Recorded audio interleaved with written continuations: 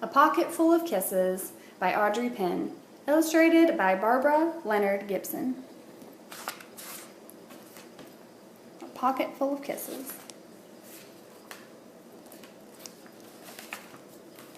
Chester Raccoon sat in the hollow of a tree stump and pouted. "Please, can we give him back?" he asked his mother.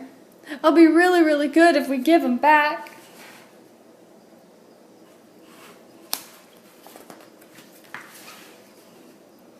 Mrs. Raccoon smiled tenderly. "You're already really, really good, Chester, but I'm afraid no matter how good you are, we can't give him back. Besides, I thought you liked having a little brother."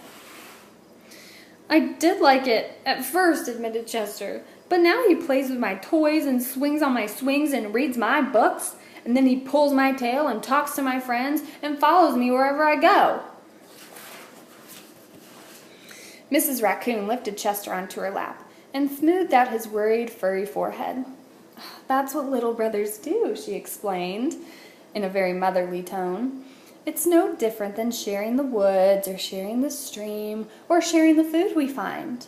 Ronnie wants to be just like you."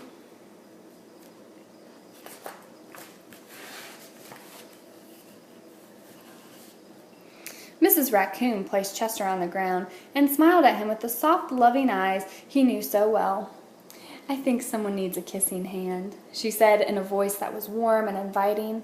She took Chester's hand in her own and spread open his tiny fingers into a fan. Leaning over, she kissed him right in the middle of his palm. Chester felt the warmth of that kiss rush up from his hand, up his arm, into his heart, and then he pressed his hand to his cheek, and he could hear his mother's words in his head. "Mommy loves you," they said. "Mommy loves you." Chester grinned so wide that the tips of his silky black mask crinkled upward. Even his cheeks flushed into a primrose pink. He was the happiest raccoon in the forest.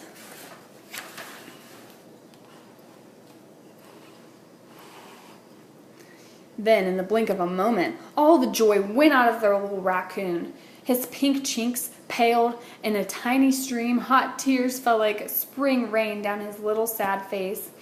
Even his silky black mask drooped as he watched his mother reach down, take Ronnie's hand in her own, open his tiny fingers into a fan, and then kiss his brother right in the middle of his palm.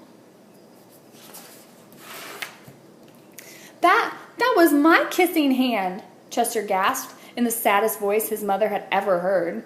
"Why did you give Ronnie my kissing hand? Don't you love me anymore?"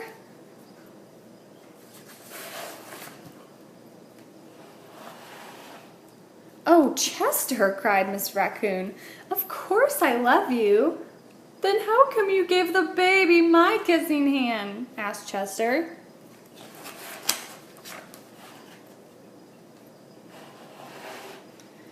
Mrs. Raccoon gathered Chester up in her arms and gave him a great big comforting hug.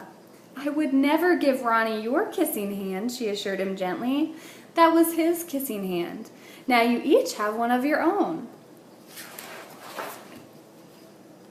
Chester wiped away his tears and settled in his mother's lap.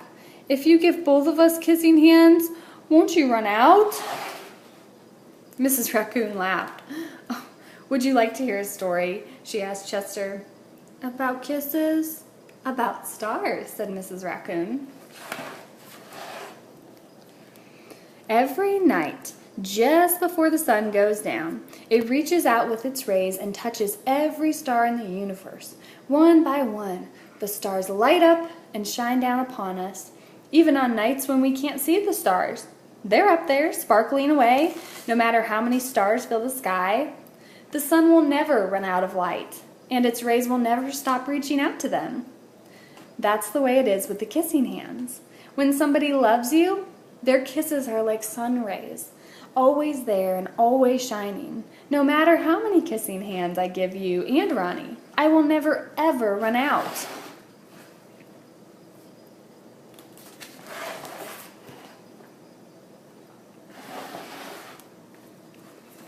"But you were right about one thing," Mrs. Raccoon told Chester.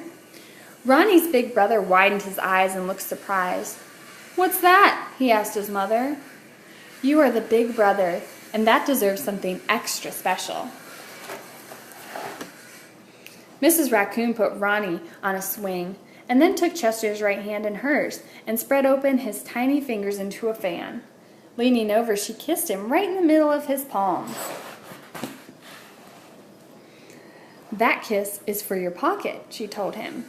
"Take good care of it and keep it as a spare. You never know when a big brother might need a little extra care." Chester hugged his mother and romped away. "I love you too," he seemed to say.